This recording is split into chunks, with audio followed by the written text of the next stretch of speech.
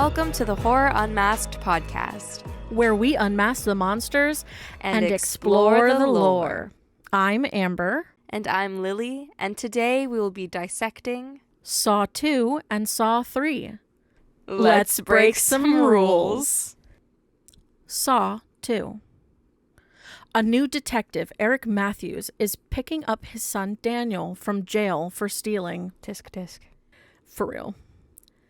Their relationship is clearly strained as Daniel says he's going to go stay with his mom, as Matthews is called in to investigate a jigsaw crime scene. After discovering some clues, Detective Matthews and a force of police officers head to a steelworking factory where they find John Kramer and his lab of chaos. Dun dun dun. As the force begins to lock him up and take him in, Kramer reveals a room of computers that shows live feed of multiple people locked in a room, including Detective Matthews' son. That would be terrifying to see your child in a horrific saw trap of like, you know that like this dude is bad. Yeah. And your child is trapped in. Yeah, and so many people have died. Mm-hmm. Oh yeah. From him. And you know that because you've seen the gory ways that he has killed people. For real. However, you lost your son, dude. He was in jail because you can't keep an eye on him. Yeah. So. And he's rebelling because he knows you're not paying attention. Exactly. As well. He wants you to pay attention to him. Yeah. So. For real. Tough. We shift to the hostages' perspective as they all begin to freak out about being captured. One of them, including Amanda. Which is shocking when you don't expect to see Amanda again in a trap. Yeah. Amanda screams and looks for Jigsaw's tape. That explains how all 8 of them must work together in 2 hours to find a way out or be killed by toxic gas. While trying to open the door, one man gets shot in the head by a gun rigged on the other side because he didn't follow the rules. And also, which is like, fucking, that's a visceral shot. Yeah, I want to know why. Intense moment. Yeah, but why did he try to unlock the door while looking into the hole? You know, stupid. Stupid is as stupid does. Mm-hmm. One of the best phrases ever to come out of Forrest Gump. Yep. For real. Yeah. Mm-hmm. I don't know. I've never really understood it. Stupid is as... Stupid does. You're as stupid as the things you do? Yeah. Yeah. Stupid is as stupid does. Yeah. If you do stupid shit, you are stupid. If you do stupid shit, you are stupid. That's fair. Like, don't do stupid shit, then you won't be stupid. Like, why would you risk that? Also, that's again, fair. I hate that I just said that I never understood that because that makes me sound so bad. Because that is one of my favorite movies, but I understand that his mom was telling him that because, you know, he's on the spectrum and everybody called him stupid and his mom was like, but she's not. Yeah, but that's why she said that to him because it's like stupid is as stupid does. You are as not stupid. You do. Yeah, you are because not stupid. you do not do stupid things. Yes. Yeah. That's why. Yeah. I love his So mom. it's kind of like I love you and you should love yourself and know that you are not stupid. Do not listen to others. Mm-hmm. Yeah. Just because people tell you you're different does not mean that you are worth and like anything less than they are. Exactly. Yeah. Exactly. Oh, cute. Also, these people are all fucking stupid because Amanda's like, literally, just follow the fucking rules. And they're immediately like, fuck you and your rules. Mm-hmm. I'm like, well, there's your answer right there on the floor. Because right after the guy gets his head blown off, Amanda explains that to get out, they have to play by the rules. Literally. The group leaves the room and begins to explore the rest of the house for antidotes and a way out. Detective Matthew goes to speak with Kramer, who says he wants to play a game. Shocker. All he has to do is sit and talk to Kramer long enough in order to find his son in a safe and secure location. That's easy. That's a simple rule. Just fucking sit and talk to him. Just follow the fucking... I swear to God. This tagline was perfect. For real. Um, The captured go down to the basement. Man named Abi, who captured everyone who was in the house, is forced to climb into a fire chamber to get 2 of the antidotes. But as he goes to grab the second one, the door closes and he is burned alive along with both antidotes. which I don't really understand that. So There was no way he could have escaped. it's like an impossible trap. It's the idea of like maybe he wasn't supposed to grab both. He was supposed to grab one. I don't know. I don't know. I can't remember what the rules were specifically for that one thing. Well, the rules were like all he had to do was like, well, he said you're responsible for everyone getting burned, and now it's like your turn. Yeah. So go in there. One antidote is for you, and the other one is to whoever you choose to give it to. Yeah. And then that was it. And then he climbed in and he grabbed the first one. I guess if he had just given the first one to someone else, like someone else could have been cured. But the Yeah. second one he grabbed, it shut the door. Yeah. And so I don't really, that was kind of an impossible one. Yeah. So it makes me feel like Kramer didn't set that one up. I don't think Kramer set that one up because Kramer would never have let that No, happen. because he wants you to escape. Yeah. That's the whole point. Anyway, the team continues to look around until they discover a door where the game inside is meant for a named Xavier. A man named Xavier, who is a drug dealer. Yep. He must climb into a pit of dirty needles in order to get an antidote and the key to a door. This is so fucked up. Yeah. This makes me mad. Because Amanda is actively... She's a drug user in remission because of the first interaction with her saw trap. Mm-hmm. This is fucked up. And the reason she became a drug user was because Detective Matthews put her in there when she wasn't... For possession. Yeah, for when possession. She wasn't Yeah. actually on drugs. Yeah. So, honestly, fuck Matthews. For real. Fuck Matthews. So, then Xavier throws Amanda in there instead, in the pit of needles. So mad. She's fine. She decides to dig through the needles. She's like, fuck it, I'm in here, we ball. Yeah. To find the key, but she's still too late. The timer counts down, and the door is shut forever. Yes. As Detective Matthews continues to speak to Kramer, it is revealed that Matthews was the convicting officer of everyone that is currently playing the game, and that he planted evidence in order to get them all arrested. Damn. Which is real fucked up. The fact that there's 7 people that he did that to. Yeah. And that would include Amanda, Yeah. Mm-hmm. which is fucked up Yep. and insane. He should go to jail. He should go to jail for that. That's illegal. Well, we know what happens to him. Tough. Spoiler warning. Skip ahead. Xavier goes back to the first room and realizes that everyone has a number on the back of their necks that can be used to open a safe with an antidote. Jonas comes into the room but is killed by Xavier in order to get his number. Spiky bat. Yeah, Just right in the head. his whole process is just really fucking stupid. Mhm. Like, you don't have to kill them to get the number. You just ask and you say, hey, there's a number that can get us an antidote. Yeah. Fucking communication. But it's just one antidote, and everybody's been looking for antidotes. So Yeah. It's like, eh. Yeah. The rest of the group discover a picture of Daniel and Detective Matthews, revealing to the rest of the group that they are father and son. As the gas becomes too much for Laura, she dies. Xavier goes around to look for all of the numbers by killing off the rest of the group.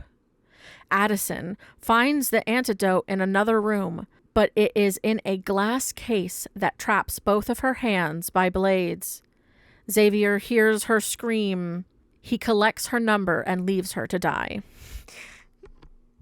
Yeah. Yeah. Yeah. Detective Matthews roughs up Kramer a little bit, who gives in and decides to take him to the house.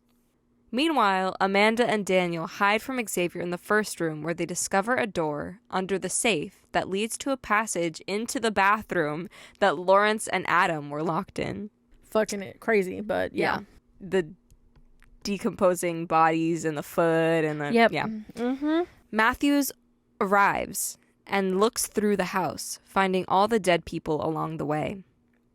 Xavier cuts the number from the back of his neck before going after Amanda, when Daniel cuts Xavier's throat. Yep. The SWAT team discover that the live feed was just a recording when Matthews makes it to the bathroom and gets drugged by a pig person. Yeah. Just as the timer counts down, a safe opens up back at the steel factory to reveal Daniel inside. Matthew wakes up locked in the bathroom with a tape from Amanda, saying how she is to take over Kramer's work when he is dead, and that he is her first test subject. The end. Hell yeah. Womp womp, Matthew. For real. Womp womp. Because all you had to do was sit there. And fucking talk to him. And your son Was right in the room with you. Literally in the room in with a you. safe and secure location. In a safe. Ha ha Literally. So this movie was released October 28th, 2005. Yes. Directed by Darren Lynn Bousman. Distributed by Lionsgate Films, Universal Pictures, and Maple Pictures. I have their budget, which was $4 million, which feels really small. Yeah. Like, it's even smaller than I think the first one, right? No, the first one had a budget of $1 million. Oh, gotcha. Mm-hmm. I don't know. I think you're thinking of the Saw 10. Yes, Saw I'm 10 thinking had of a Saw bigger 10. budget. Yes. Yeah. This one's really small, though. Yeah. Yeah. Their box office was $152 million. So, not bad. Not bad, yeah. For only a budget of $4 million. That's pretty good. Yeah. About an hour and a half runtime, 95 minutes. It only got a 37 on Rotten Tomatoes. Not surprised. No. No, not surprised by that. This one wasn't fantastically amazing. Yeah. But our main actors, as always, we got Tobin Bell as Jigsaw. Yep. Shawnee Smith as Amanda Young. Donnie Wahlberg as Eric Matthews. Eric Knudsen as Daniel Matthews. And then Frankly G as Xavier. Yeah. Did you want to add more? No, there's so many people in here. Yeah. I put the I'm main not going to worry folks. about it. I think the only person I'd probably add in here is Larique Bend, which is Riggs, only because he's important later. Do you want me to go first? You go first. You go first. Okay.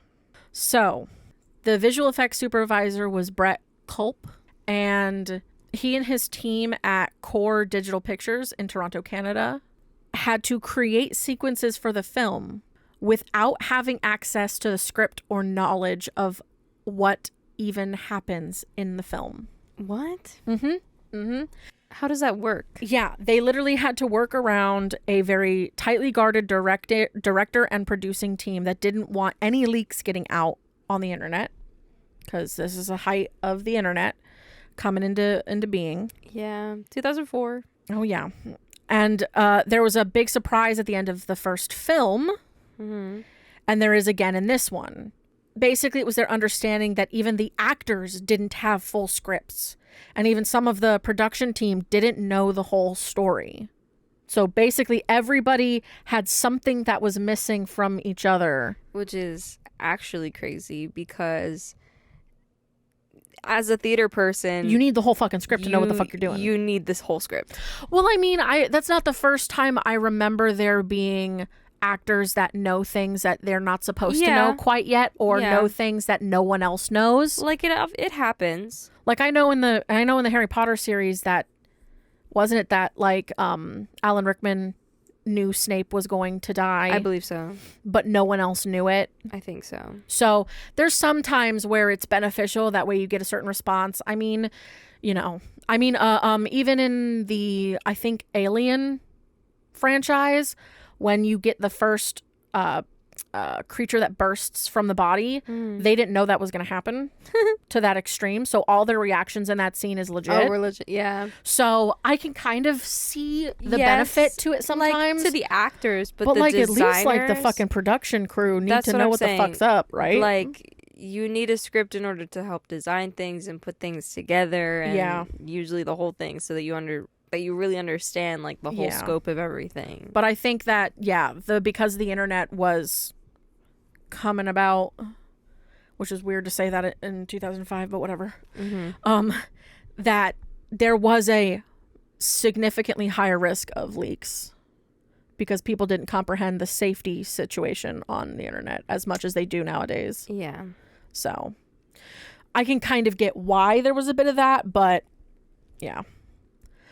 So with the original Saw film being a traditional special effects horror film, the VFX work on Saw 2 followed in line with only a few sequences being created, but even those were not actually part of the initial pre-production plan. So they knew the post supervisor, Michael Beard, and also knew that this project was shooting locally. So when they were contacted and stuff, they were available for VFX work, obviously. And they remember clearly at the time, they said they didn't think that they were going to need visual effects work. Really? Yeah.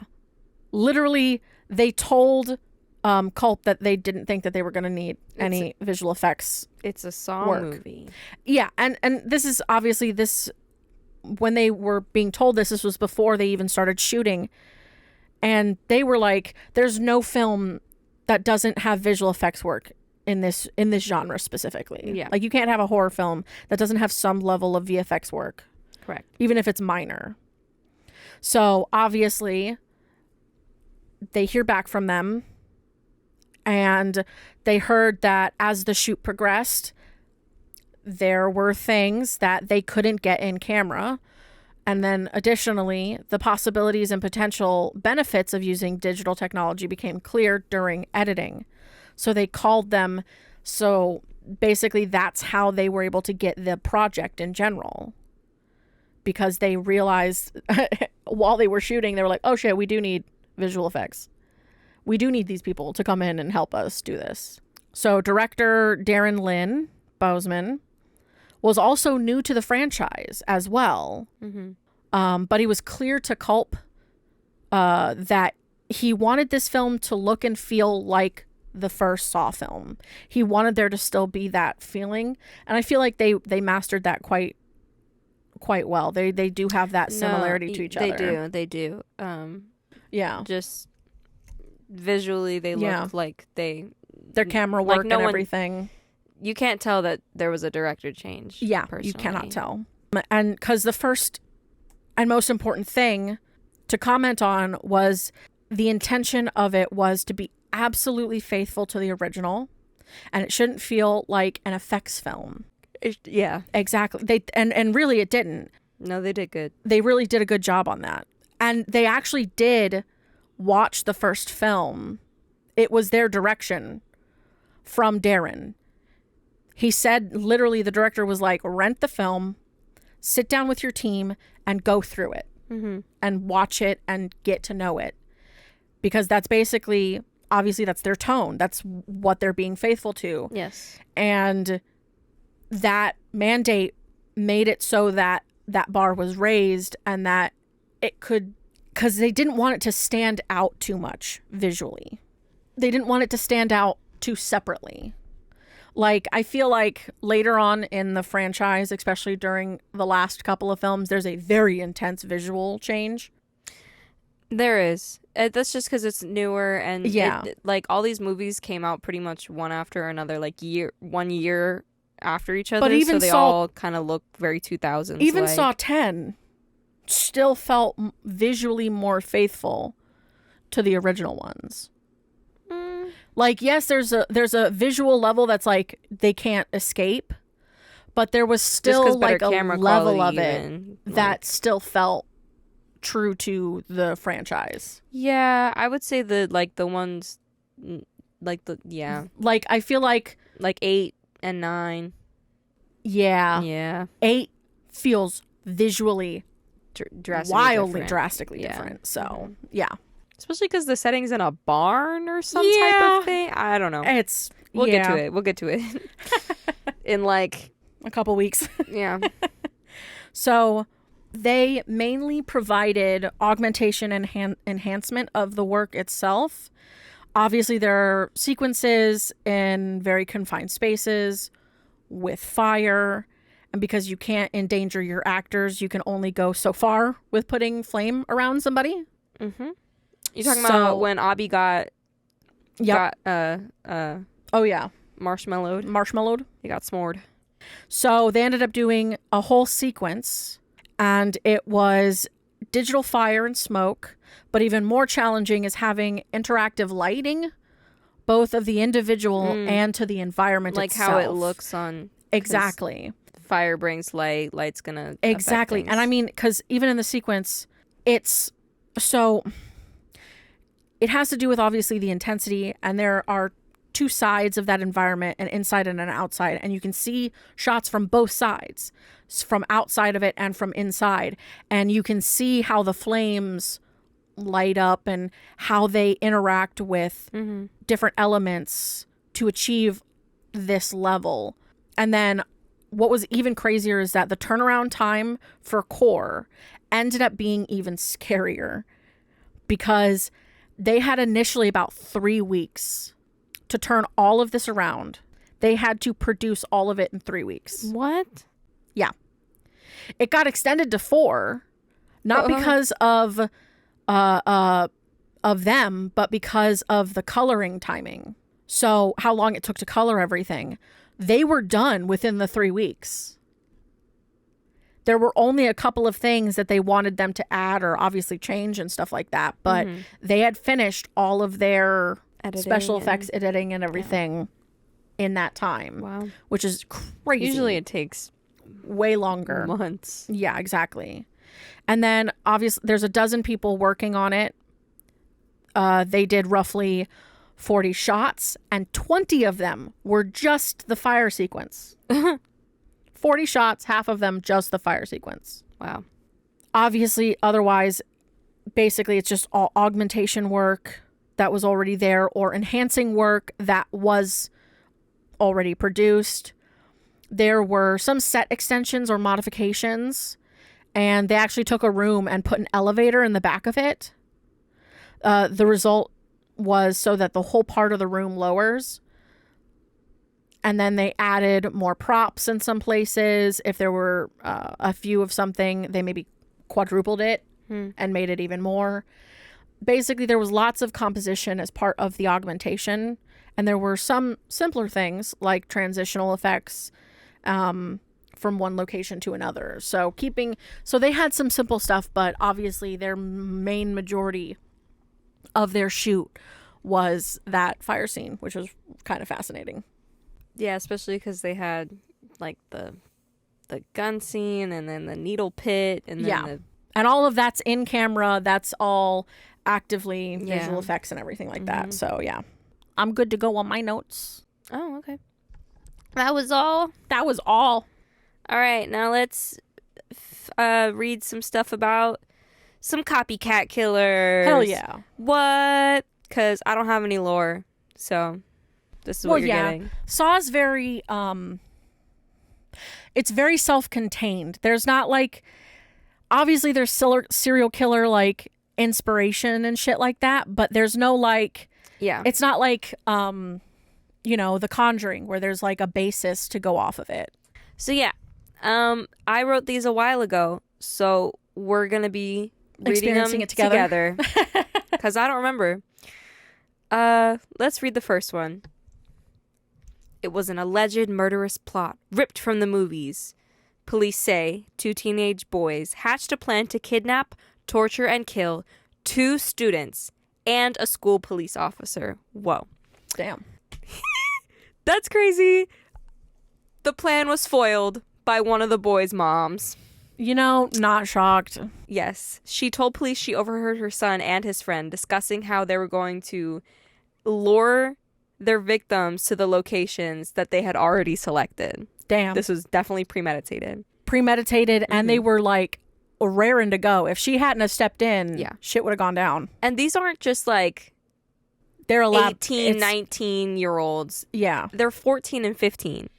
Yeah, I mean, fucking the Slenderman murder, attempted murder shit. So oh, yeah. We'll have to, when we do Slenderman eventually, we have to definitely get into that conversation. Yes, for sure. They were charged with 3 counts of conspiracy to commit aggravated kidnapping. When they told police they planned to model the killings on the torture scenes from Saw. Yeah. And again, movies and video games, just as a preface, do not convince people to be like this. They were already like this in their mental states. Yes. Beforehand. Yes. There is no video games made me do it, movies made me do it. That's not. No, you Devil already had something in you that made you do it. You can be inspired. It's just inspired the how. Y'all were inspired, but it did not make you do it. It's not the cause of why you did it. Because there's definitely been those researches and shit about video games and violence and stuff and bops and bops. Well, that's not how it works. Yeah. There's been enough research to show that that's not a correlation to each other. So that is crazy. I am so glad that this mom didn't sit there and go like, oh no, that's my baby boy. Yeah. No, she understood. She called the police during the conversation. Or not during. She called the police after hearing the conversation. She told them they wanted to make sure to have cameras and camcorders so that they could take pictures of what they were doing because they wanted people to know who did it so they could become famous. Isn't that just... Okay. Well, did you say what year this happened in? Obviously, they've got camcorders and the internet to some degree. But, like, the idea that internet fame by doing dumb, dangerous bullshit is just not cool. I think that's such a fucked up, like, we're going to do something horrific and dangerous to literally just convince them to just, because I want to become famous. Yeah, this was in 2009. That's just so stupid. Yes. Like, why? Yes, it was. Like, I understand that in that time period, like, internet fame was becoming more prevalent because the internet had already picked up. But it's not, like, you don't do something horrific like this to get fame. I'm sorry, but you just don't. Like, their whole purpose and whole reason why they were doing it was to become famous. They wanted people to know who they were. Like, man, the thing is like, I don't know if it's the same situation. I know that nowadays kids know some of this, maybe not all of them, but some of them maybe do. The statute of limitations and also age based on whether you can actually be prosecuted or not. But man, thank God that the mom actually took it fucking seriously and didn't just be like, they're just playing around. They're just fucking around. They're boys. If it were my child, immediately. Hell no, immediately. I'm sorry. Your ass is got. Yes. Don't talk about dangerous machinations. I don't care who has to say anything about me. It's not about me at that point. No, it's not about me. It's about someone else's safety. Fuck that nonsense. Even the dad had something to say. He said that he overheard them discussing killing several people and the different locations this would happen. That's some premeditated shit as fuck, man. That's insane. Yep. And they're young. Yeah. They're very young. Imagine being 14, 15, being like, yeah. I wonder when the Slenderman thing is. I wonder if it's a similar... I think they were a little younger. They were similar age range, similar maybe time frame. I can't remember 100%. But I think it was... It's fucked up. Like... I think it was like the 2010s that it happened, though. Like, past the thousands.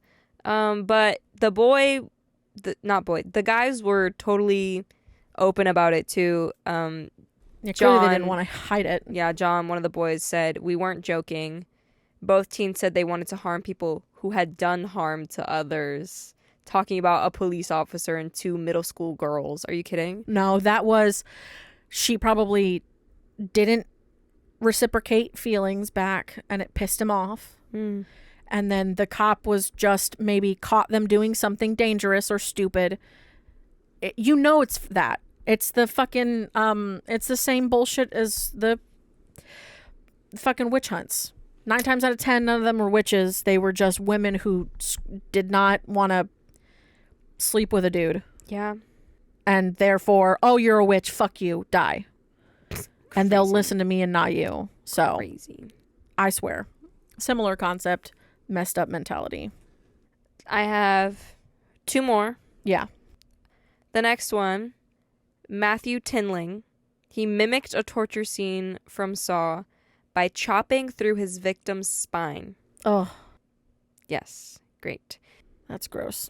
He took a knife, went to his neighbor, Richard Hamilton, and stabbed him 17 times Holy shit. in the head, neck, and legs.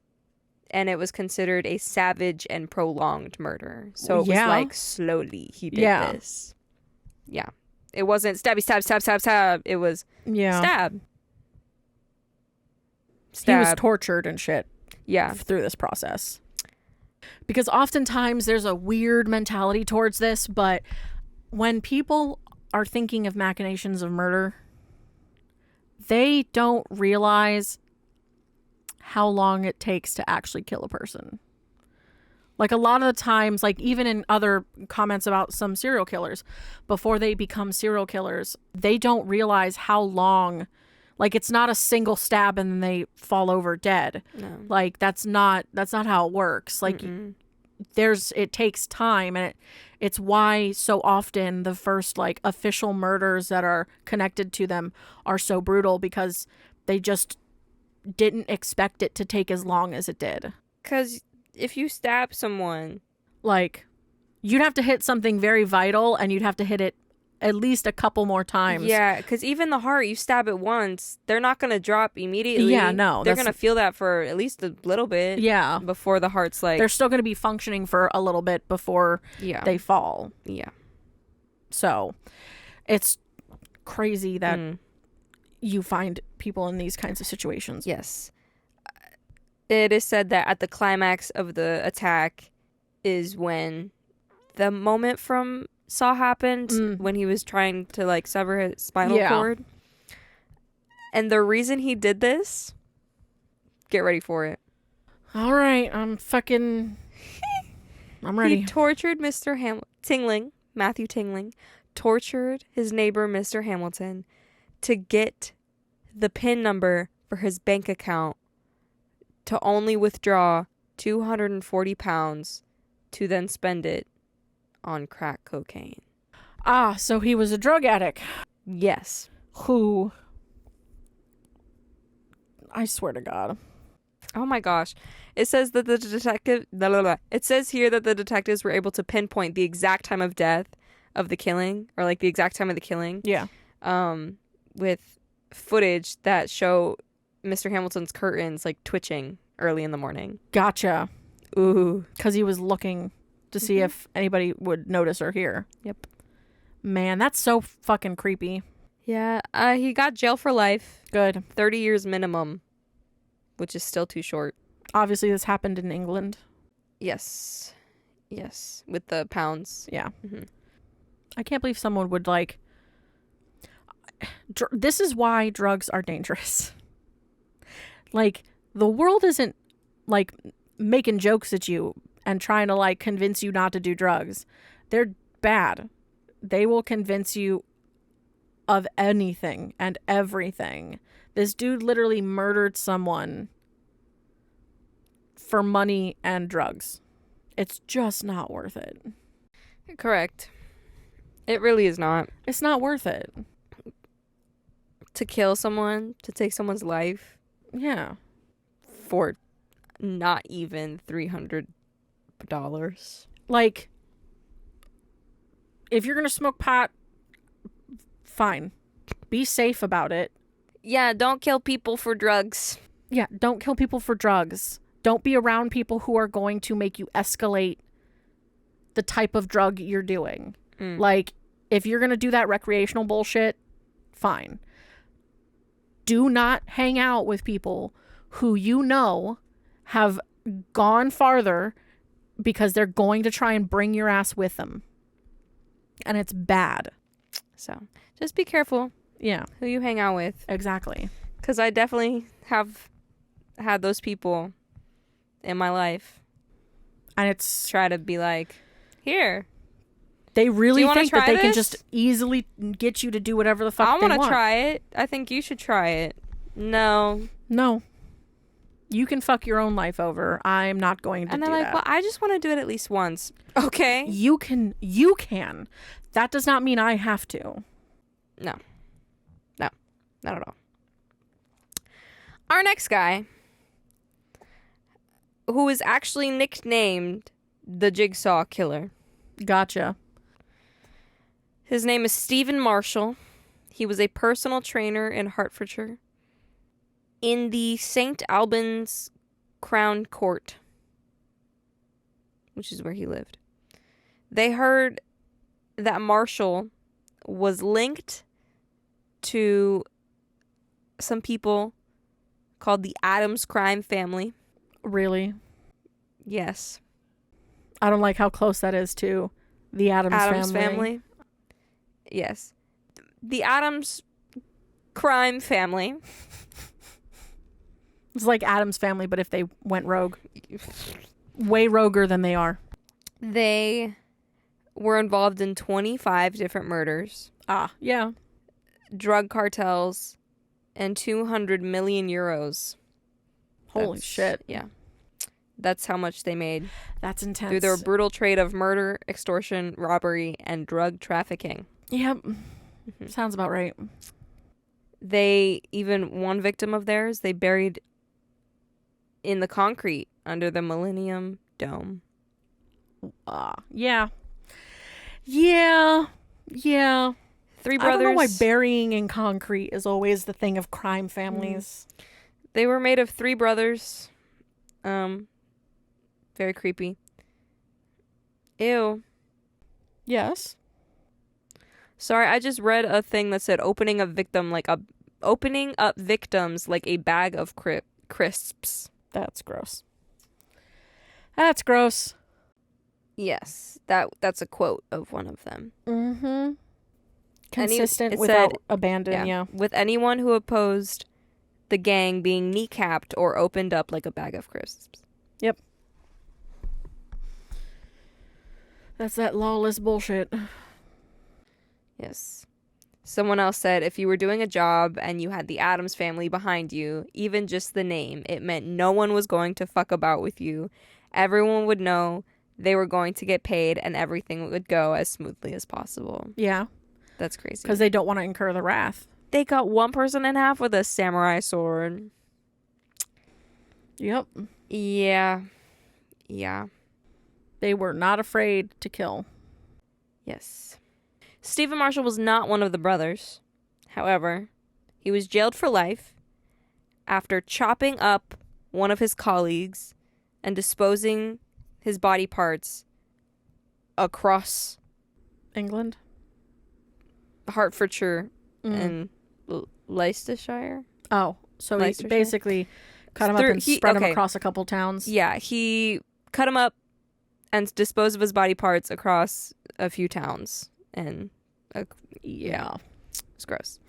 Yep. He took care of situations for the Addams family. Yeah, hard quotes took care of. And the police believe that he has dismembered 4 other bodies in the past. Yeah. It was his landlord. What had happened was Marshall lived in house lodgings Yeah. with his girlfriend Sarah. Mm-hmm. They were asked to leave by Howe, but they didn't. Gotcha. So they murdered Howe by stabbing him in the back twice. Yeah. Then they used Howe's bank account sold some of his stuff, and then that's when, they would Yeah. spread his Dismember. body parts Yeah. everywhere, and that's when they began showing up. Yeah. Some messed up shit, man. Like a month later, his body parts started showing up. Yeah. A leg was found in Hertfordshire, and his head was found, I don't know how you pronounce that, Leicestershire. That's fine. And then another arm and leg were also found in Hertfordshire. They were literally arrested a month later. Well, the yeah. next month. So clearly there's enough evidence that was there to prove that it was them. Yeah. He was only charged with house murder, but they obviously Knew that there know was that more. he's Yeah. involved in other stuff. They knew he was a part of that gang, and he knew that it was Yes. going to be way worse than just that one dude's death. Because clearly if he was able to do that one, there has to be more of them. Yeah. He admitted to butchering the bodies of 4 other men. Yeah. So, crazy dude was a part of a crime family. Yep. Cut up a bunch of people, scattered their remains. Thank goodness he's in jail. Yeah. Absolutely not. But yeah, that's why they called him the Jigsaw Killer. There's not really any copycat Yeah. form of it, but when I was doing research, a lot of people connected these two things because it happened in 2009. Yeah. So it was. So it was around the time that all these movies Yeah. were coming out.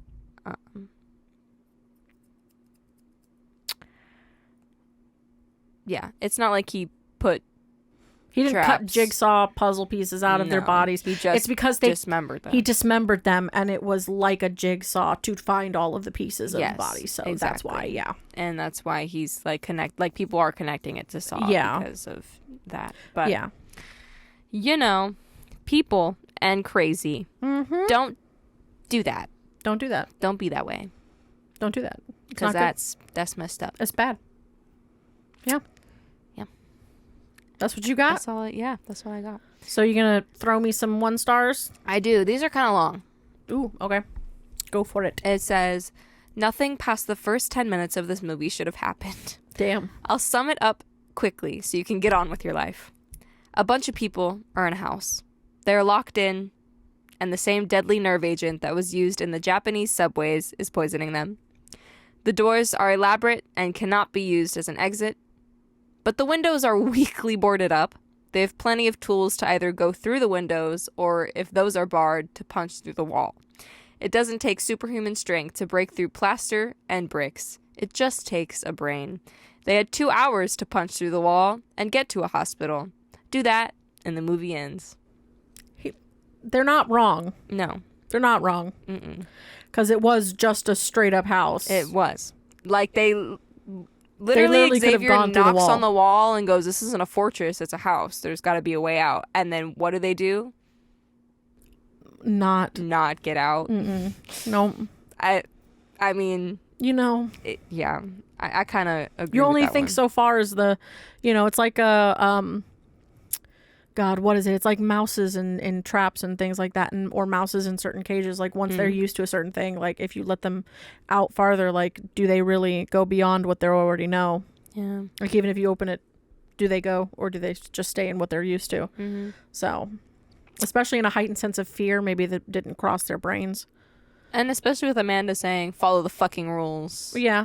I mean, it's also not even just that. It's also the idea that,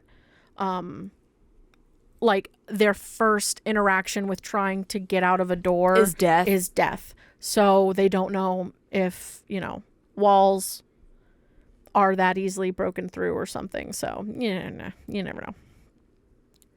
Tis weird. Extensive and drawn out, but Indeed. It's all about psychological stuff. Yeah. What will you do when you are pushed to certain things and made to believe certain things? because fear is powerful. The mind killer. Mm-hmm. In Dune. Fear's the mind killer. But yeah, fear is dangerous because it will trick you into thinking pretty much anything and everything. Yeah. The next one says, where does Bohr meet Gore? Well, yes, in the 2000 election, sure. I don't remember the 2000 election. Yeah. I wasn't here. But also in Saw 2, arguably the worst horror movie of all time. I like that you said arguably. Because, yeah. Taking a stride from its predecessor Saw 2 contains similarly enormous plot holes and an uninteresting group of foolish characters whom we care little or nothing about. Yeah. But the worst part of both Saw 1 and 2 is Jigsaw. Ooh, damn. Jigsaw as a character is the most self-indulgent movie device since the Cube in Cube, and not half as clever. He's self-righteous, childish, and shallow. It's like being kidnapped by a 7-year-old who's crying because because they, don't use she, don't blame a You girl. know that immediately turns sexist. Anyway. Because they didn't get a candy bar from you at the cash register. In short, this film is designed for a person as self-serving and dull as Jigsaw himself. I mean, so part of the problem is that we have the benefit of doing these films way after the fact. Yes. And so they didn't experience 10. True. So we have 10 as a precursor to 2. I didn't, though. I didn't have the precursor. Well, I did. You did. So for me, it's like, yes, he is very self-righteous in his machinations. Obviously, we've already explained he's lawful evil. He's got his plans, but you will die if you don't do it correctly. Correct. And you will still suffer consequences even if you do it correctly. But I know he is very much, weirdly enough, my mom and I were talking about the concept of the ego, and he very much is ego. Without question. He is ego. I agree. Yeah. I have one more. Yeah, go for it. I don't remember putting this one in, but okay. If everything that is wrong in film today could be summed up in 90 minutes, Saw 2 achieved it. Damn. The first one was one of the worst films of all time, and the second one isn't much better. If you enjoy meaningless violence, which I'm not against, that's why I put this in here, Yeah. then go and see it. As long as there's a good enough plot, then fair enough, but there wasn't in this film. This film has been Hollywoodized, and I'm sick of hearing the line, "I want to play a game," in every serial killer film in the past couple of years. How did the cancer patient killer get a giant safe amongst the other, also erect metal bars across the doors? Things into the house when he can barely walk? Or was it the skinny junkie that did all of that? Ridiculous characters, especially the Latino muscle man who was so badly acted and unbelievably realistic. The horror genre is dead, and until someone reinvents it, our generation will be dumbed by watching films such as this. Do you remember the days when films didn't need gigantic plot twists in the end to keep people satisfied? See, and here's another thing. We have answers. Literally, the next movie tells us how they're able to do what they did. So you didn't need to, insult, people who do drugs by calling them skinny junkies and cancer patients who can't walk. And mentioning that Xavier was Latino is not necessary at all. Not necessary at all. That just shows your prejudice. Yeah, and it's just one of those situations where it's like, I get it that this review was done like closer to the time and not when the next film had come out. Yeah. But it's also one of those, like, in their mind, when you just watch these in order, they have, like, obviously there's a level of it where they're like, yeah, there's an unreal nature to it. But once you have context, I mean, shit, they thought that the first 3 fucking movies, there are people who believe that the first 3 films were just going to be a trilogy. And I'm like, nope. No. Because 3 and 4 are directly connected to each other. Yes. Like, extremely Directly. so. And you know that because there is no way that they could hang that one girl up in the beginning of the movie. Exactly. Or And they set up all these literally are traps for able themselves. to explain Like, it. You have a point. No, a cancer patient and, one female Yeah. who does drugs could do this all by themselves. Did drugs. Did drugs. Yes. No, they couldn't. No. He's on his deathbed and Yeah. she needs help lifting things. Yeah. So, But they explain it. explain. They Yeah. give you an answer Mhm. in the next movie. So, I really hope you were satisfied. Yeah. With the next movie then. I really hope so. I hope you watched that next one and was like, oh, okay.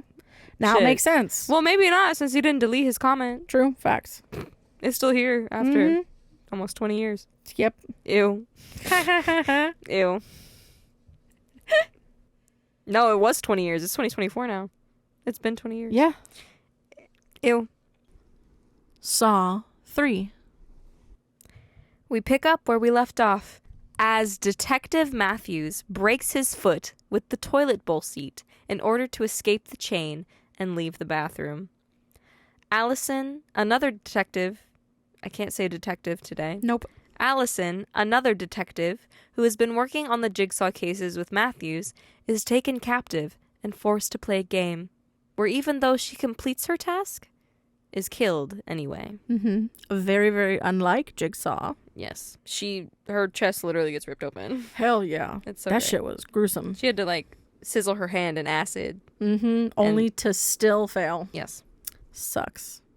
A woman named Dr. Lynn Denlin goes to her shift at the hospital, reluctantly saving a trauma patient, seeming very depressed. They had to drag her ass out of the locker room. They really did. To come save a child. Yep. Okay. When she goes to leave, she is captured by a pig person. I'm only calling them pig people. You are calling them only pig people, even though they are people in pig masks. No, pig person. Lynn wakes up in a strange place, tied to a wheelchair. Amanda appears and rolls her over to John Kramer, lying in a makeshift hospital bed. Kramer wants to play a game. Shocker. Shocker. Amanda straps her into a device linked to Kramer's heart rate monitor, and unless she can keep him alive, she will die. Tough. Yeah, for real. A man named Jeff wakes up in a box and is forced to play a game. For 3 years, Jeff has suffered and gone mad with grief, and now has the chance for forgiveness or vengeance toward the people involved in the death of his son. In the first test, Jeff comes across a naked lady tied up in a freezer, who was the only witness of Jeff's son's murder, who could have brought the killer to justice, but instead did nothing. Fucking full frontal. Yes. Full frontal. Full. And tied up and shit. Hell yeah. Bondage type ways. Yeah. Yeah. Jeff tries to help the woman after Waiting too fucking effing long. being like, you just sat there and watched and didn't do anything. So I'm now going to sit here and watch and do nothing until the last minute. Yep. So he tries to help her by grabbing a key behind freezing cold bars, and then his face gets all stuck and he has to rip off. But as he's doing that, the woman is sprayed with ice cold water. Jeff grabs the key, but it's too late. The woman is now a literal popsicle. For real. Because he lets her get sprayed several times before, it's not until that one moment where he really thinks she's encased, but she, cracks the ice. Mm-hmm. Man fucked up and waited too long. Yeah. For real. Jeff makes it to the second test, where he must choose to save the toys of his dead son or the judge that let his son's killer off easy. The lawyer begins to drown in ground up decomposing pigs, as it's real fucking gross. There's maggots on them, and you watch them get ground up. It's fucking disgusting, and the goop that comes out the other side is fucking horrendous. As Jeff incinerates all of his son's toys, again, way too fucking late. Waited very long. But, to get the key and unlock the judge, which means he did save him, but Yeah. he still waited and To the last minute. Yeah. Dr. Denlin attempts to perform a surgery on Kramer by removing a piece of his skull to relieve the pressure on his brain.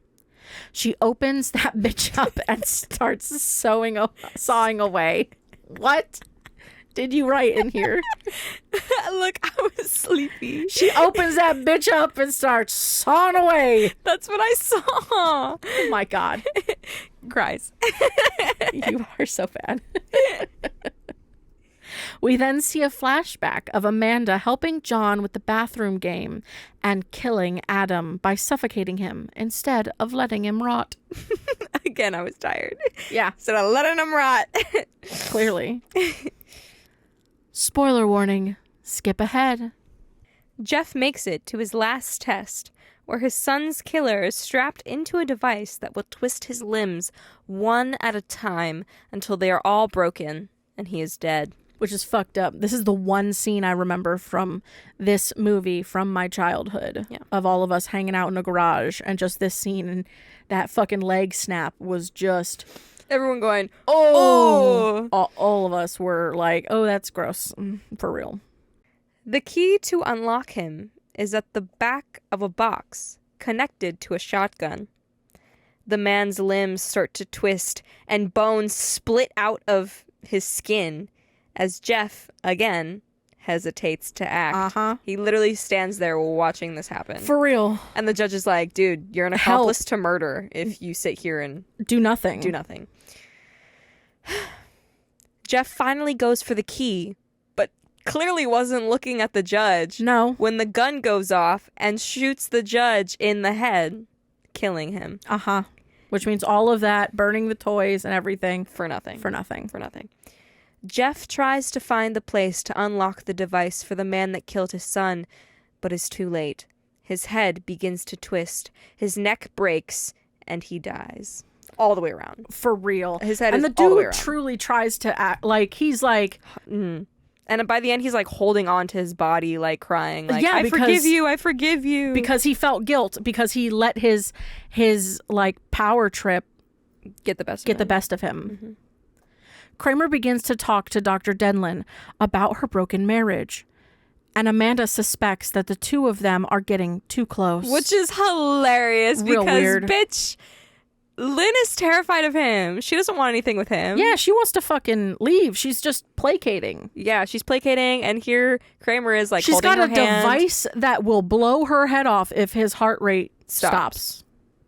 So She's got to placate. Amanda is just crazy. She crazy Yeah. jealous. She's a jealous, Well, crazy we knew woman. she was cray-cray. Yeah. Since Jeff has finished his tasks, John asks Amanda to unlock Denlin, but refuses. She's not Which following is the rules. Really bad. Not following those rules. Mm-hmm. In another flashback, we see Matthews hobbling out of the bathroom into the corridor, where he finds Amanda and they begin to brawl. Amanda beats Matthew so badly, and she leaves him to die. But Kramer tells her that he cleaned up her mess and forgave her. Amanda begins to lose it as she cries and calls the games bullshit. Jeff finds his way to the makeshift hospital room when Amanda shoots Lynn, who also happens to be Jeff's wife. The giant Shock. Jeff, Plot twist. Jeff, in retaliation, shoots Amanda in the neck. Not shocked. You literally shot this man's wife because you were jealous. Yeah. Like, chill out. Yeah. Take a break. It is now revealed that this game was also for Amanda. Mm-hmm. Kramer says the games she has devised were not winnable, and her subjects merely victims with no true way of escape. Lynn is still alive, but just barely, as John tries to convince Jeff to forgive again and to not kill him. Jeff ignores this warning and slits John's throat. Before he dies, John plays a tape revealing that Jeff's daughter was also captured with a limited air supply and that John is the only one who knows where she is. The door to the room then shuts and locks while John's heart rate stops and Lynn's head explodes. The end. That whole end sequence is like fucking nuts. Crazy to It's watch. thing after thing after thing, and you're just like, oh my god, wait. It's like the second he pops in through the door, it's like boom, boom, boom, boom, boom. Yeah. Everything's fucked. Like so fast. So fast. So this movie was released October 27th, 2006. Directed by Darren Lynn Bousman, so same director as last time. The screenplay is by Lee Whannell. The sequel to this is Saw 4. This is distributed by Lionsgate Films, Asmik Ace, and Maple Pictures. And their budget was $10 million. Maple Pictures sounds so wholesome. Yeah. And then you go watch the movie. Mm-hmm. Yeah. Mm-hmm. So, they made more money this time around. Yeah. $164.9 million. Not bad. But it also had a longer runtime. 108 minutes, almost 2 hours. But this one got a 29% on Rotten Tomatoes, so smaller than the last one. Yeah.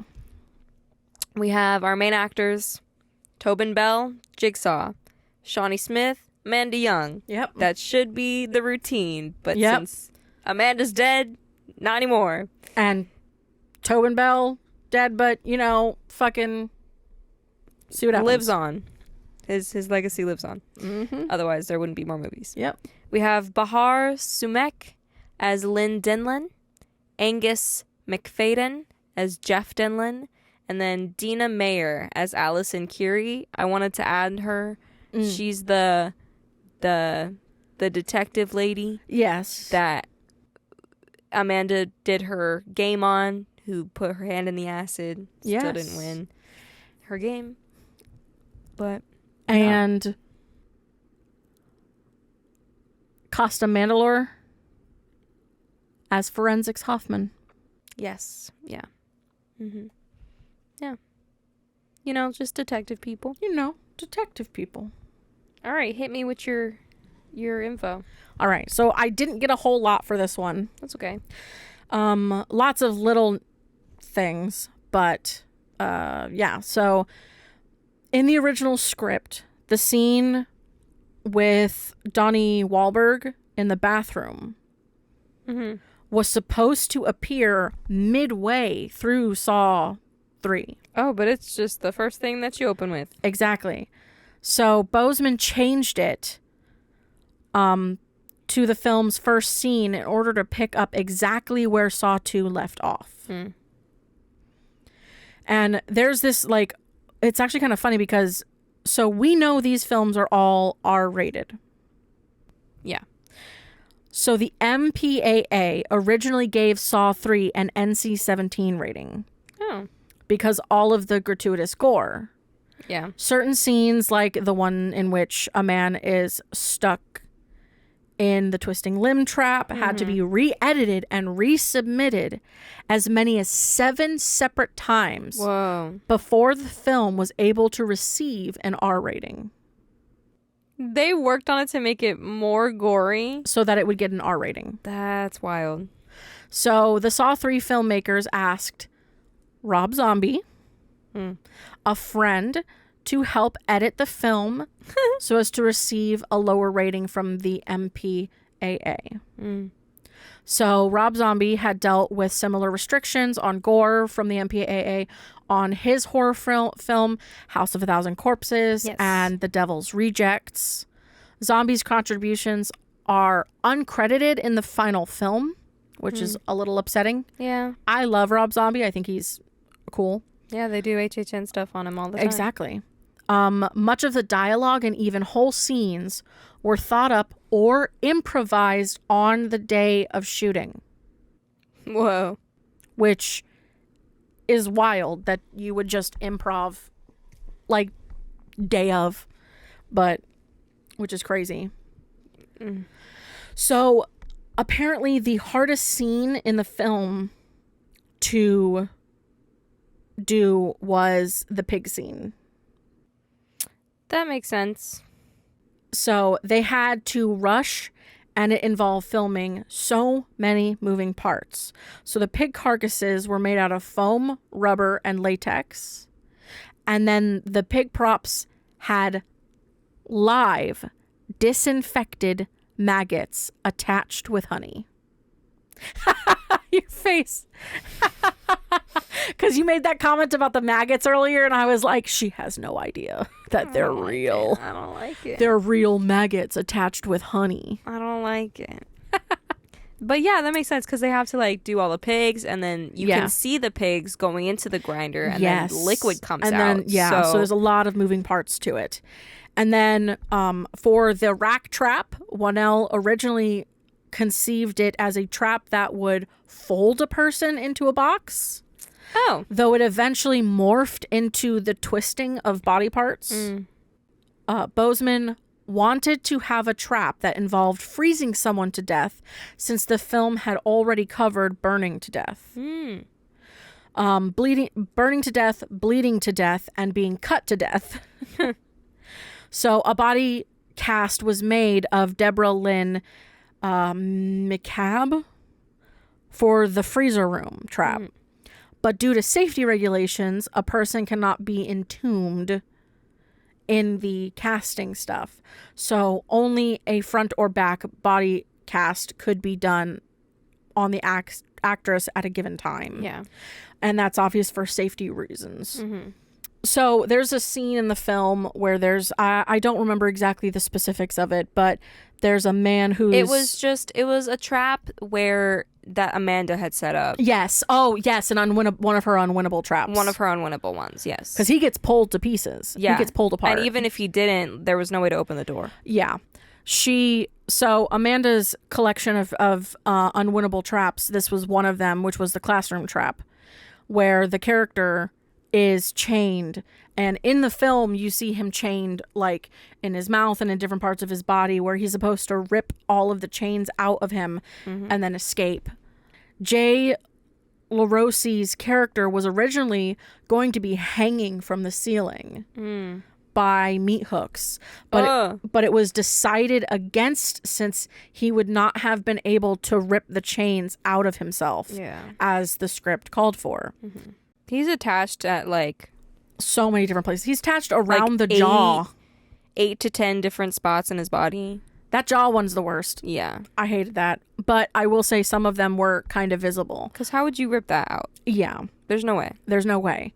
And that's kind of, I feel like for me, the one around the jaw is Just the proves biggest hint that it's unwinnable. That it's an unwinnable one. Because if you rip your jaw, you have to rip your jaw off. Yeah.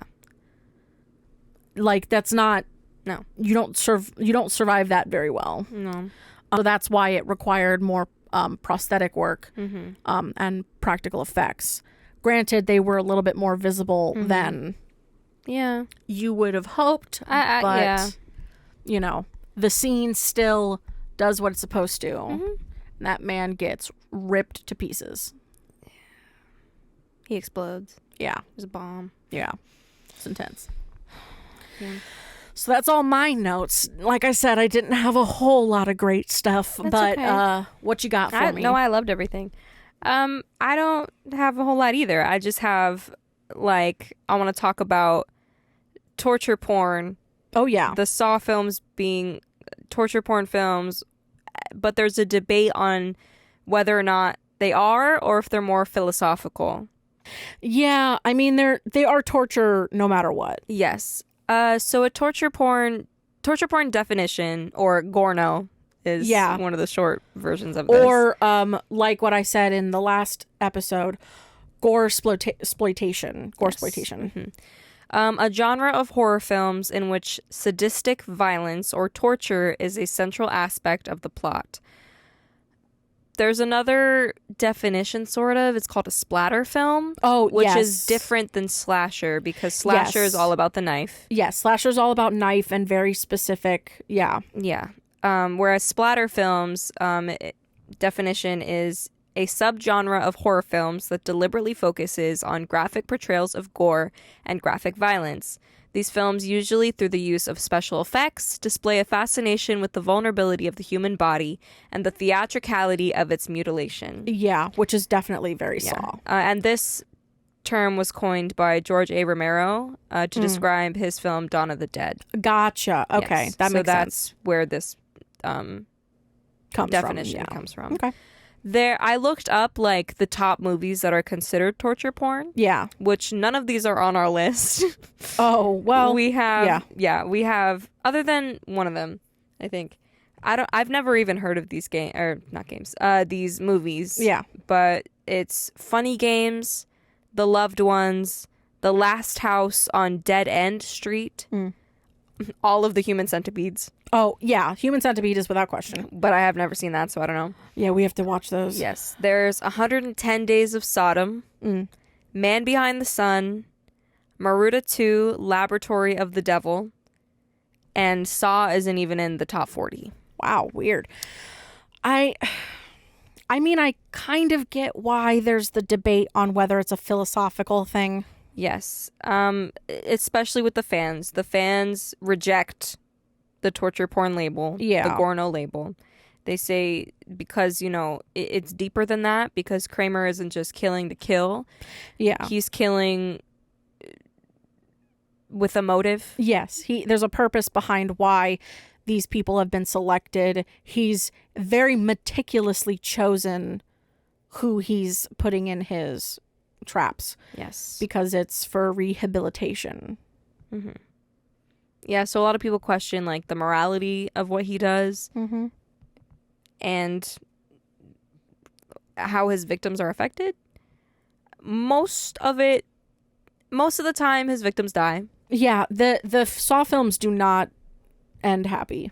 No, hardly ever. I personally think I would consider this a Gorno. Yeah, because even gore exploitation, even if it's not like have that aesthetic to it, it's at least a gore exploitation. It exploits gore and its natures.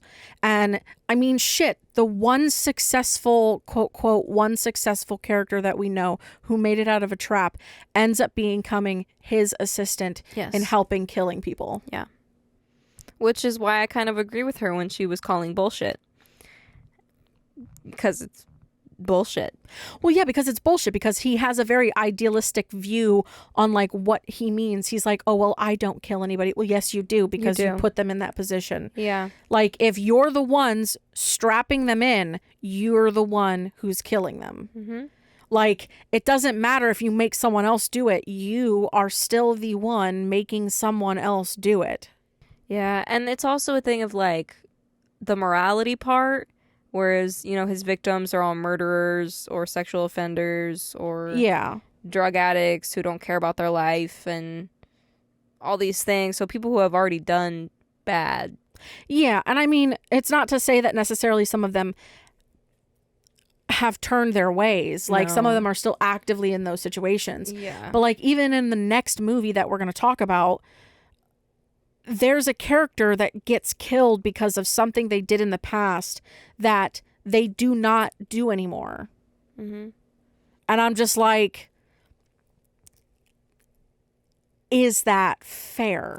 Right. To attack someone who's that's like intentionally, instead of Amanda being a plant in the second film, because Amanda's a plant in that film. Yeah. It would be Amanda actually being put in that to be tortured again. Yeah, which she wasn't tortured, but even the third movie is for still being because of the drugs for her, because she's still hurting herself and she's still not appreciating her life, and she's not following the rules of like being his predecessor. But part of that problem is because it's him. She's seeing it as him driving her to these points. Yeah.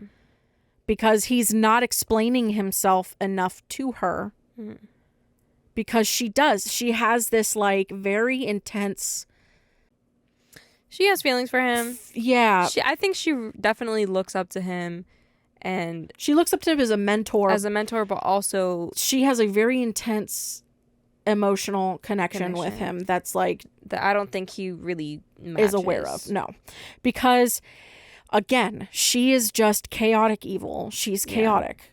He is lawful evil. They're not gonna see eye to eye on everything because he has his set limitations, rules, and requirements, whereas for her, she is very much emotion based and very much and he even says that to Dr. Lin when she's in the other room. He's like, she's too emotional. I mean, it's the same reason why she felt bad for Adam. That's why she choked him out. She didn't want him to suffer and die slowly. So she's constantly messing with the rules and changing the requirements. Picking who she thinks deserves what, even if they don't. Yeah.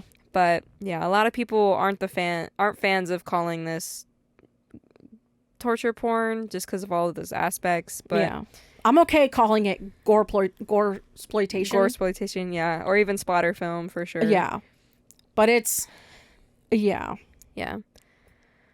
So that's really all I had. Got some 1 stars. I do. This one is long. Okay. This one is long. Okay. You got a couple long ones this episode. Yeah, these are longer. These are more serious, like talking about the actual because I want to talking about actually breaking it down. Yeah. And going into why they don't think that this was a good movie. Yeah. At first, it's a little... Okay, so the only reason this movie gets 1 star is because that's the smallest value IMDb allows to give. The reality is that this movie is about a -2 or 3 on a scale of 1 to 10, and isn't close to as good as the first one. Okay. The plot outline of the movie is simple. On Halloween Day in 2004, Saw was released to the world, which I don't think it was. That's not the correct timeline. It made so much damn money that the producers, directors, and writers at Lionsgate just had to make a Saw 2. Saw 2 came out Saw 2 came out on the surprising day of Halloween of 2025 of 2005. And guess what? They made a shitload of money again. But again, you're wrong. It wasn't on Halloween. You're also fucking wrong. How are you wrong every time? I think at this point, you keep going to see these movies on Halloween. So that leaves us with Halloween of 2006 and the release of Saw 3, which I don't think it even was released in 2006. It was 2006. It just wasn't Halloween. But it wasn't Halloween. Just because it's in October and towards the end of the month does not make it Halloween unless it is the 31st. Yeah. So that leaves us with Halloween 2006 and the release of Saw 3. Saw 3 will rake in another $100 million and undoubtedly pave the way for Saw 4. Yeah. You're correct on that. Fucking that and 7 technically now that there's going to be an 11th film. Yep. This is definitely a new generation of horror movies, and just like the old generation, Jason, Halloween, Nightmare on Elm Street, wink wink, Saw will sadly have 50 million sequels and gladly make $50 billion. Okay? You're acting like the rest of those movies you just listed are bad. Right. Okay? You just don't have an appreciation for old weird films. Right. The first Saw was great and definitely is considered one of the best horror movies to recently be released. That's probably debatable. Yeah. With that being said, the sequels will get no better than the original, but will continue to be released every Halloween for the next 5 to 10 years. It's a good movie to be seen on Halloween, and I guess some people may be awed by the gore. Which explains why you keep fucking saying they come out on Halloween. Mm-hmm.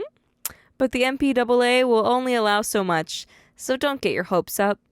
The number one goal of this movie is making money. Nothing less, nothing more. Saw had a moral at the end of the story.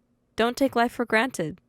The morals of the Saw 2 and 3 are, with the right marketing and advertising, you can make millions of dollars off of garbage material. Damn. If one positive thing is to be said about this movie, it's that the marketing and advertising team are fucking geniuses.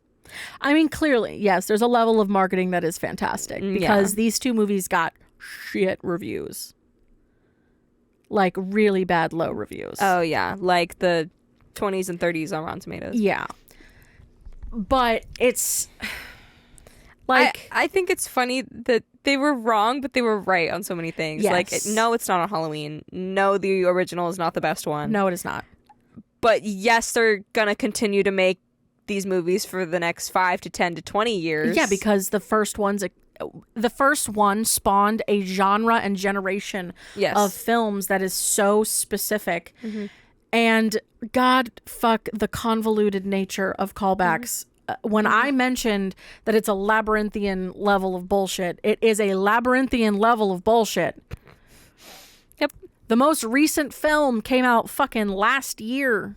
It did, yeah. And it's probably my favorite one out of the Saw films. I'm gonna agree. Because you learn John as a person more. And I love that you see him so much. Yeah. I love it. Like the only other film that I could say is probably beneficial is probably one of the next ones. Yeah. Mainly because you learn what made John start the whole Yes. I'm now going to Yes. torture everyone. You get even more information. Exactly. About his life and like his past. And why, like, because he wasn't like this. No. He became like this because of a very specific event that someone very close to him was a part of. Yeah. And instigated. Yeah. So, Yep. you know, there's a lot of really intense shit that goes down in the next couple of movies, but So congrats for guessing the future. yeah, exactly. But Since it's 2024 and we're still going. they're still fucking going. Number 11 coming out. Yep. All right. One more. Gotcha. This film is a joke. Why should people earn money from such an awful, disgusting film? Because they work and that's how they make the living. Because it is technically a popular franchise. Yeah. Yeah. People who went to go see this at the cinema and disgusting. If they like seeing people get ripped up and dismembered, then why doesn't somebody do it to them? Things like this have happened before. Not as bad, but still along the same theme. Die, you little blank. Blank you. Rip out your ribs and faint in the cinema aisle. This film is just like the first and second. Wrong. I hope that when the makers of this film and the people that watch this film have children, that they watch this film and keep them up all night with nightmares, along with their own nightmares What the fuck? of getting killed, and there being nothing you can do about it. Even though people that watch this film are such lowlifes that they will never find somebody to love. Die, all of you. You waste of precious resources. Chicken, coffee pie. What the fuck? I feel like I went on a weird trip that I was not prepared for. Shit. You're welcome. That's fucking weird. It makes me think about, you know, when we went to go see Exorcist Believer Yeah. and that fucking lady was like, don't go watch it. Yeah. It's, you know, you could tell she was a Bible lady. Yeah. And I was like, if you are going to bring that into this, you shouldn't be watching We shouldn't be movies. watching these movies. No. Like that movie was really good. That was a Yeah. good movie. That was a really good movie. It It had- made us cry. It literally made us fucking cry. It made us So cry. we're excited. Okay. Yes, I cry a lot. Yes, I'm an emotional human. But that was shocking that it made us both like Yeah. really emotional. I honestly didn't think I was going to like it just because I don't like the original Exorcist. Yeah. But the second one is very good. The second one is very good. Yeah. Yeah. Yes. But man, I like just maybe. I don't really understand what half of this is trying to say. Yeah. I mean, yes, it's, oh, this movie is so gory and bad. But like to wish it on other people just because like it's a fucking movie. And then to why be do like, you watch movies that you watch? Like that Right. doesn't mean I'm going to stop you. Like you can like, I don't know, fucking military movies. That doesn't mean I'm gonna going tell to wish you that go shit onto to you. the military and die in the military and that your family members should Mourn know, your loss. like, and then go to the military and then die in the military, and then if we watch those movies that we should die. Like there's so many different like weird, that's so bizarre. That's like going into any movie and being like, why the fuck are you watching this? Right. Like none of your business and Chicken coffee pie. chicken coffee pie, apparently. Duh. Because that makes sense and has have any no idea. relevation, like, is relevant to this. I think they just hit keyboard smash. For real. After a while, it goes into this weird drivel of, like, fuck you and the people who made this movie. And I'm just like, Yeah. it wouldn't be the third movie if it wasn't successful already. Like, it again, it's that, like, you're being altruistic about a fucking movie. Chill out. Yeah. It's a fucking movie. Chicken coffee pie. If you think that by watching this means that people are going to do it, you have to understand that the people who do these things are already broken on the inside. They're already broken. Yeah. They were going to escalate to this at some point in their Yeah. lives anyway. I could never, ever, ever, ever, ever, ever take another life. No. I couldn't do it. No. Unless it was my life or the life of the people I care about. Yeah. Unless it was like a self-defense, like, it is me or nothing Yeah. situation. But I can't ever imagine. Yeah. Like, intentionally harming someone for the sake of whatever. Of just harming them. Yeah. Of just doing No. it for shits and gigs. No. No. No. Or for $240 to go buy crack cocaine. Yeah, I mean, exactly. Well, crack cocaine will convince you of anything. Because it's crack cocaine. Fair enough. But, Fair enough. man, Yeah. there's some dumb shit and some dangerous shit that people will get at. So the fact, like, I can't imagine doing that, let alone setting up actual traps for people That just in takes... order to torture them. That's just too damn much. Right? That's just... I There would are be... so many better things to be doing with my time, like crocheting or This reading man, a book or you watching can my tell favorite he's TV retired. show. You can tell this man retired because his ass is like, I ain't got nothing better to do. Everything I just For said, real. I do in my free time. Crochet, read a book, watch some TV shows, Play video games. touch grass. Like, Touch grass, because you clearly need to be one Like, with Mother Nature. if you constantly are seeing terrible things that are that, like, your brain's like, at this point they should all just die. Get Maybe some help. Move somewhere that's Oh, like yeah. pleasant. Yeah. Maybe maybe you're missing some vitamin D. Go somewhere else that's like nice. I was about to say come to Florida, but I don't think that'll help either. No. We got Florida men. Unfortunately, we just have Florida. Florida's just a shit show right now.